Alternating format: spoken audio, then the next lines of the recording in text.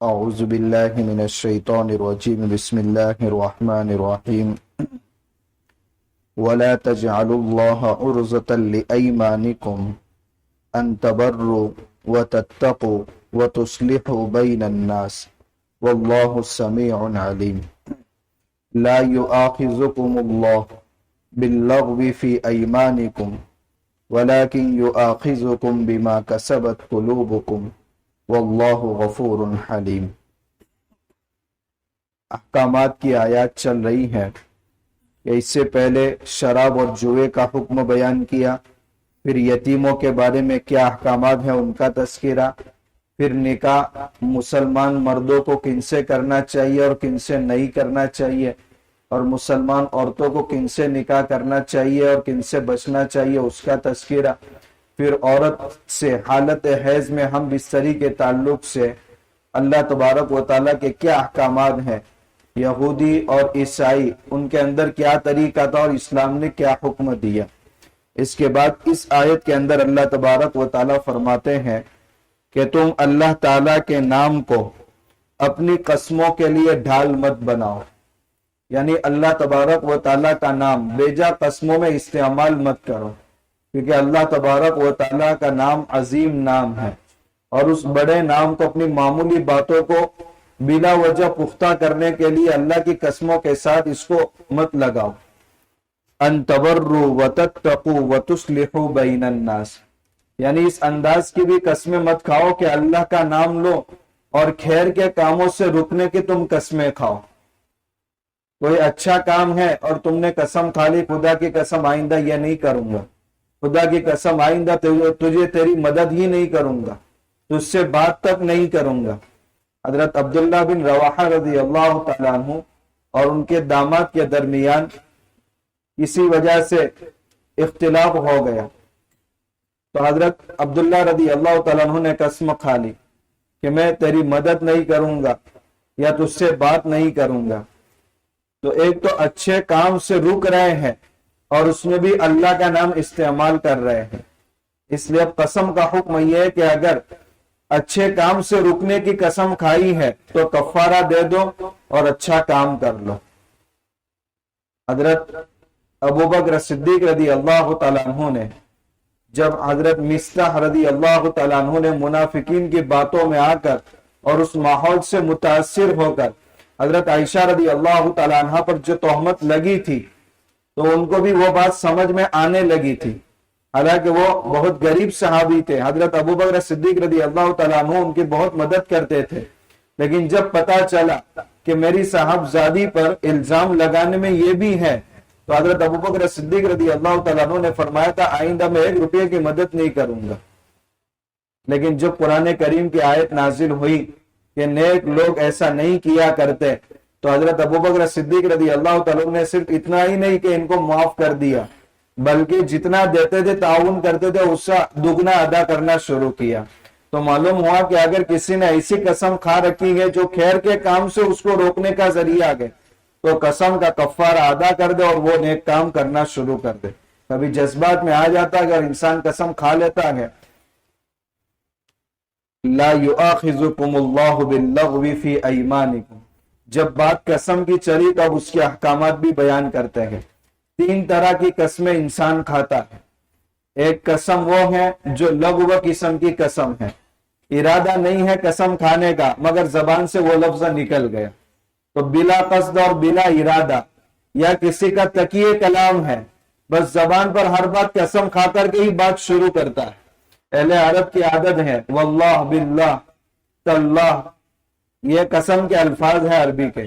بس ہر بات کو شروع کرتے ہیں تو واللہ باللہ تاللہ سے شروع کرتے ہیں، یہ قسم لغو قسم ہے۔ بہت سے لوگوں کا تقیہ کلام ہوتا ہے، بات کرتے ہیں جو ہے جو ہے جو ہے، وہ اتنی بات آگے کا لفظ بولنا ہے تو بھی وہ جو ہے سے سہارا لے کر کے بولیں گے، تو یہ تقیہ کلام ہے، یا بلا قصد اور بلا ارادہ قسم کے الفاظ جو زبان سے نکلتے گئے، اس کو کہا جاتا ہے یمین لغو، یعنی قسم بیکار قسم کی قسم۔ اللہ تبارک و تعالیٰ اس پر کوئی مواخذہ نہیں فرماتے، لیکن اس سے بھی احتیاط کرنا چاہیے۔ وَلَٰكِن يُؤَاخِذُكُم بِمَا كَسَبَتْ قُلُوبُكُم،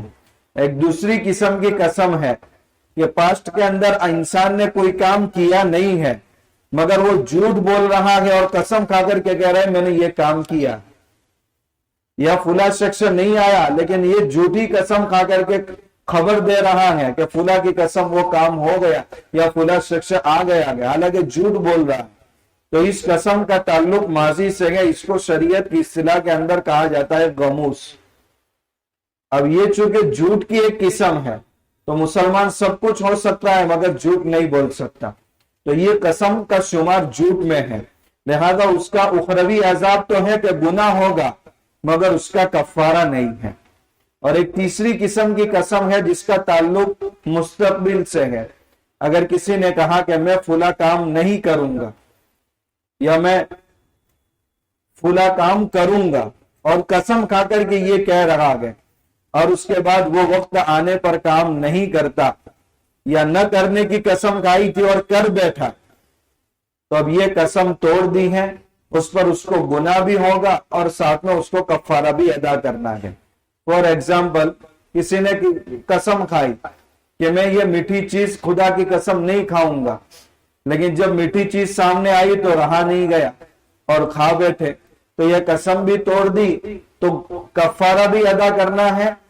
और गुनाह भी लाजिम, इसलिए तौबा भी करनी है। कसम का कफारा क्या है उसका तस्कीरा 7वें पारे के पहले सफे में है। फकफ़ारतुहु इत्आमु अशरति मसाकीन मिन औसति मा तुतइमून अहलीकुम, 10 मिस्किनों को खाना खिलाओ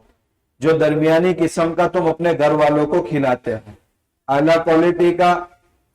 खिलाना जरूरी नहीं है, या ये कि उन 10 मिस्किनों को, गरीबों को कपड़े पहना दो, या ये कि एक गुलाम आजाद करो। और अगर ये नहीं कर सकते तो फिर 3 दिन रोजे रखना है, ये कसम का कफारा है। या तो 10 मिस्किनों को खाना खिलाओ या कपड़े पहनाओ, या ये कि गुलाम आजाद करो, लेकिन इस जमाने में गुलाम नहीं है तो फिर 3 दिन मुसलसल रोजे रखना है, यह कसम का कफारा है। अब कसम के अहकाम बयान करने के बाद कसम की एक किस्म जमाने जाहिलियत में पाई जाती थी। जमाने जाहिलियत में एक तरीका था कि जब मर्द औरत से नाराज हो जाता था तो उसको इस तरीके से उसके साथ पेश आता था कि वो औरत बेवा भी नहीं बनती थी और उसके अलावा किसी मर्द को शौहर भी नहीं बना सकती थी।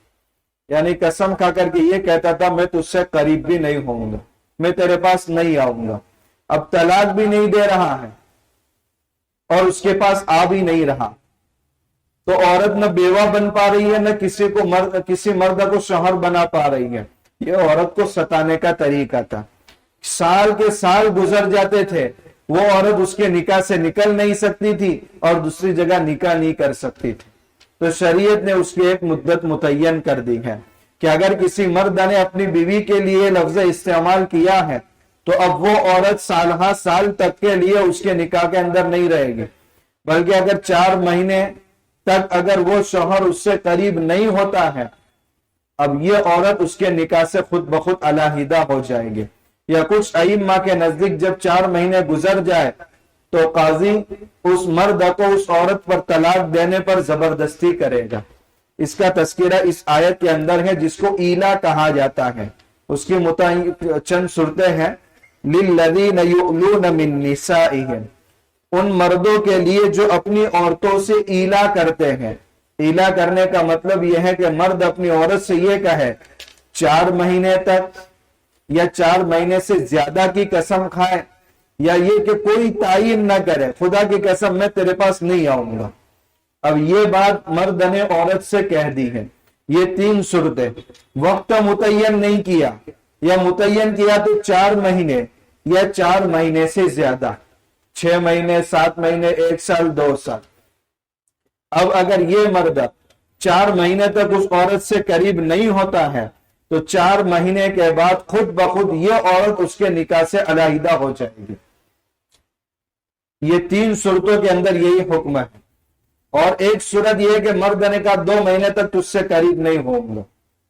अब 2 महीने तक मर्द औरत से करीब नहीं हुआ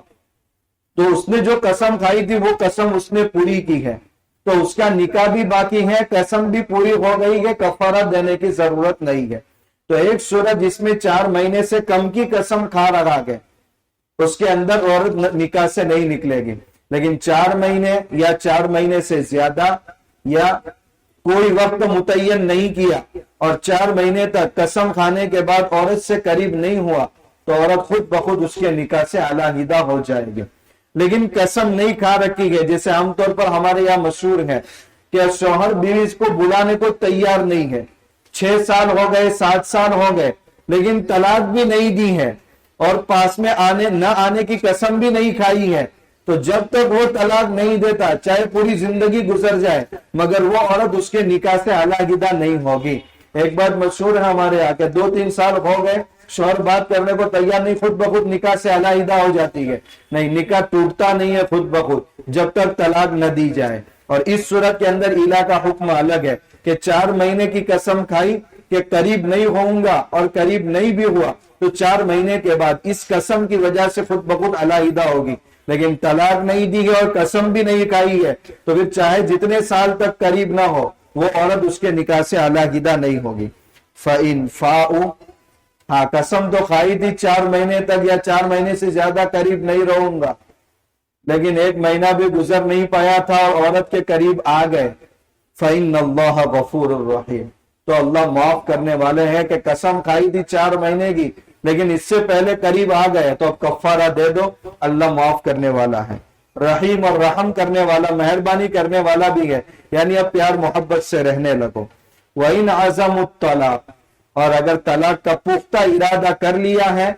اور وہ قریب ہی نہیں ہو رہا ہے تو اس قسم کی وجہ سے 4 مہینے کے بعد خود بخود عورت پر طلاق واقع ہو جائے گی، اب اس کی بیوی نہیں رہے گی. اب اگر اس کے ساتھ رجوع بھی کر رہا ہے تو رجوع نہیں کر سکتا. ایک شکل یہ ہے کہ بس اس کے ساتھ نیا نکاح کرنا پڑے گا، حلالے کی بھی ضرورت نہیں ہے. فَإِنَّ اللَّهَ سَمِيعٌ عَلِيمٌ، تو اللہ تبارک و تعالیٰ دل کی باتوں کو بھی خوب سننے والے اور جاننے والے ہیں. کہ قسم کھائی تھی تو ارادہ کیا تھا، طلاق کا ارادہ تھا یا وقتی ناراضگی تھی اس کو ختم کرنا تھا. آگے مطلقہ عورت جب طلاق پڑ جائے تو اس کے بعد عدت کتنے دن ہے، کیسے گزارنا ہے، اس کے کیا احکامات ہیں، ان کا تذکرہ انشاءاللہ اس کی تشریح کریں. سبحان اللہ.